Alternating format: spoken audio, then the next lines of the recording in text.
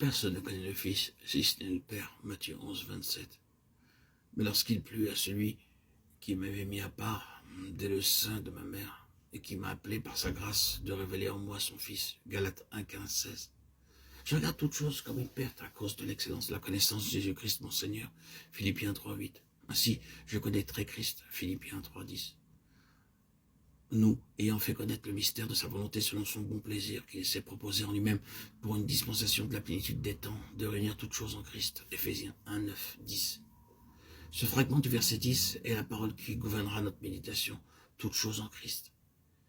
Ces versets parlent par eux-mêmes, en écoutant la voix intérieure de l'Esprit dans ces fragments de la parole divine. Nous commençons sûrement à percevoir quelque chose d'une signification, d'une valeur et d'un contenu extraordinaire. Nous devons nous sentir comme des personnes venues aux portes d'un nouveau royaume, plein de merveilles inconnues, inexplorées, inexploitées. Les messages sont en harmonie avec l'expression du cœur de l'apôtre qui a donné le titre, même s'ils n'en sont qu'un pauvre écho. C'est lui que nous annonçons, exhortant tout homme et instruisant tout homme, afin de présenter à Dieu tout homme, devenu parfait, complet, entier en Christ. C'est à quoi je travaille, Colossiens 1, 28, 29. À l'entrée même de ce royaume, nous sommes confrontés à une déclaration qui est propre à nous arrêter net pour le moment.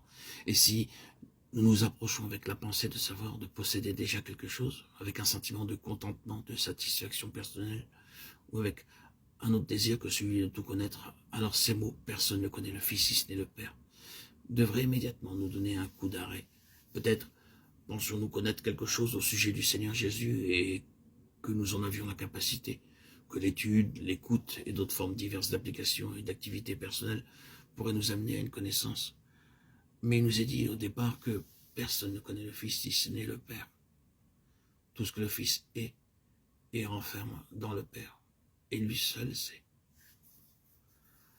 Quand donc nous aurons été face à ce fait et que nous aurons reconnu ses applications, nous découvrirons qu'il y a ici un domaine qui est fermé dans lequel nous ne pouvons entrer et pour lequel nous ne possédons aucun équipement. Il n'y a rien dans nos facultés naturelles qui nous permettent d'entrer dans les secrets de cette sphère de Christ. La découverte de ce fait, quelque peu renversant de l'incapacité totale de l'homme à connaître par ses facultés naturelles, est suivi d'un autre fait auquel nous sommes confrontés par cette déclaration, lorsqu'il plut à Dieu de révéler en moi son Fils. Tandis que Dieu a renfermé tout cela en lui-même comme étant sa possession et que lui seul a la connaissance du Fils, néanmoins il y a dans son cœur le désir de nous donner cette révélation. Étant donné la vérité que nous sommes absolument dépendants d'une révélation venant de Dieu et qu'à cet égard, toute faculté, toute facilité humaine se trouve écartée et qu'une telle révélation ne peut être reçue que par un dévoilement divin s'opérant à l'intérieur de nous-mêmes. Et il nous est rendu très évident que tout procède de la grâce. Quand nous renaissons à toute confiance dans les œuvres et que nous nous détournons de toute suffisance personnelle, de toute indépendance, de toute confiance dans la chair et de tout orgueil occasionné par nos progrès ou notre approche. Lisez, relisez ces passages à la lumière de ce qu'était Paul lorsqu'il était connu comme Saül de Tarse, avant que le Seigneur l'ait rencontré et après comme Paul l'apôtre, et vous y trouverez quelque chose de plus de leur force. Saül de Tarse aurait pu s'appeler un maître en Israël, comme l'un de ceux qui sont instruits dans les Écritures, étant doté d'une certaine force d'assurance, de confiance et de suffisance personnelle quant à sa compréhension et sa connaissance des oracles de Dieu. Même quelqu'un comme lui devra en venir à reconnaître que rien de tout cela n'a d'effet dans le domaine de Christ et à se rendre compte qu'il est complètement aveugle, ignorant, impuissant, exclu et qu'il a besoin de la grâce de Dieu pour le tout-puissant rayon de lumière. Il devra descendre très bas et dire, lorsqu'il plut à Dieu de révéler en moi son Fils. C'est la grâce dont il s'agit ici.